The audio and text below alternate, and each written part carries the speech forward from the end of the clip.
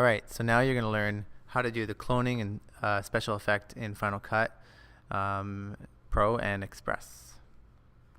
First of all, your camera must not move. This is the key to all the effects that we do in our class, like this. You cannot move the camera. Put it on a tripod or on a table and do not move it for the entire length of the shoot of this scene.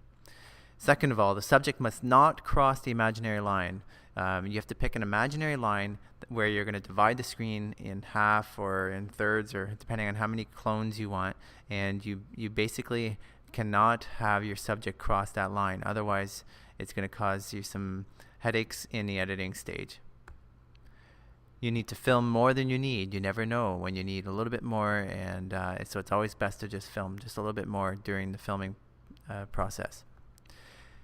And lastly, you need to film your scene without the subject in it. This is important to make the cloning process better.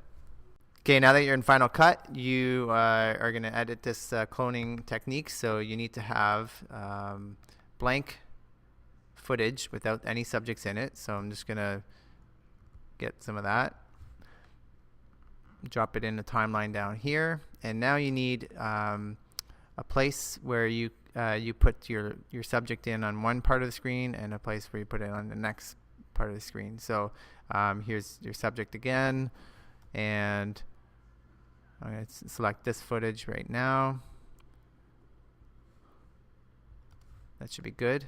So I'm going to put that on one track, and now I'm going to get the other footage, and notice that the dividing line here is where these two tables connect. So the subject does not cross that line,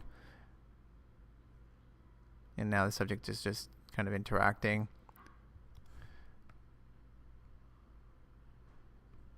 And now that you have 3 tracks, the bottom one being the subjectless track, then one with one subject, one with the other, here's where we're gonna have to do just a little bit of extra editing to reveal the tracks below. So I'm just going to double click on the top track, and what I need to do is reveal the left side of the screen. So I'm going to go into the motion tab up here, unveil the crop tools, and I'm going to crop the left side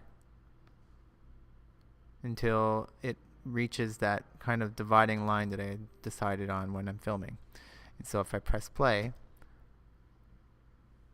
there are the 2 subjects. I'm officially cloned.